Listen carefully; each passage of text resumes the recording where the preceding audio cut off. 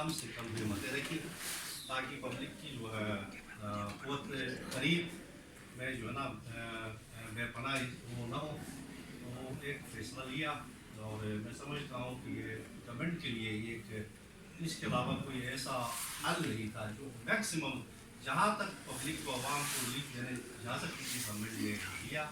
لیکن ساتھ ہی ساتھ ہم نے گورنمنٹ نے پبلک کو انسینٹیو. آپ دیکھ رہے ہیں کہ مئی جون میں 8,000 بوری سالانہ کے حساب سے گندم تقسیم ہوا بلوچستان کے اندر منتھ, جبکہ جولائی سے دسمبر تک ہم نے 12 لاکھ بوریاں سالانہ کے حساب سے ہم نے گندم تقسیم کیا.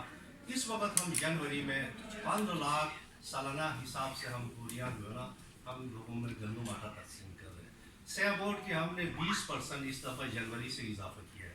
جہاں جہاں بھی آٹا ملتا ہے لوگوں کو گندم ملتا ہے 20% اضافہ ہوا ہے. لیکن ساتھ ہی ساتھ ہم نے یہ بھی دیکھا کہ ہم نے پہلے 50% جو ہے پاکستانی گندم ملتا تھا, 50% یوکرین کا ملتا تھا. ہم نے اس کو بھی بڑھا کر پاکستانی گندم جس کی کوالٹی اچھی ہوتی ہے اس کو ہم نے 75% کر دیا ہے. اس وقت 25% یوکرین کا گندم آ رہا ہے. تو اب اس سب کچھ کرنے کے باوجود بھی جو جی بی گورنمنٹ کو جو شارٹ فال ہے وہ 7.5 ارب روپے کا ہے. تو اور ہم پوری کوشش میں ہے کہ ہم یہ 7.5 ارب روپے ہم وفاق سے لے لیں, اور ہماری کئی میٹنگز ہوئی ہیں. انشاءاللہ ہوپ کہ ہم اس میں ہماری کامیابی ہوگی.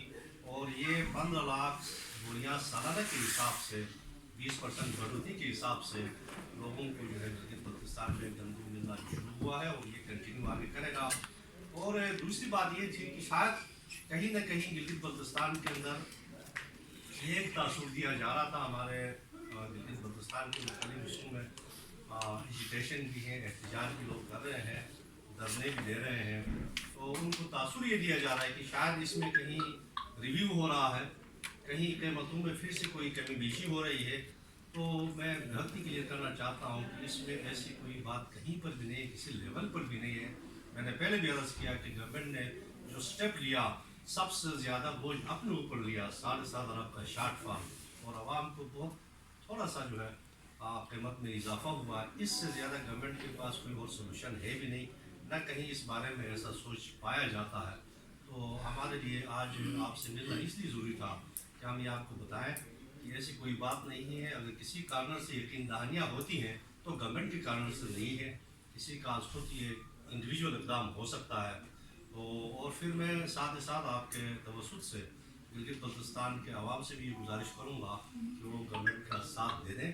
اور ہم آگے جو ہمارا مرحلہ ہے وہ بہت ہی اہم ہے, کیونکہ گلگت بلتستان کے اندر ہمارے پاس کوئی مربوط ہمارے پاس ڈیٹا میکینزم نہیں ہے. ہم اگلے 2 سے 3 مہینے میں یہ ڈیٹا بیس کے ذریعے ہم تقسیم کرنا چاہتے ہیں. اس کے لیے ہم نے فنڈ بھی مہیا کی ہے, اور پنجاب جو ٹیکنیکل بورڈ ہے اس کو بھی ہم اپنے ساتھ ملا کر ہم ڈیجیٹائزیشن کا عمل اگلے 2 سے 3 مہینے میں مکمل کرنا چاہتے ہیں, تاکہ گندم کی ترسیلات شفاف ہوں, جو کہ پبلک کا ایک بہت بڑا ڈیمانڈ ہے.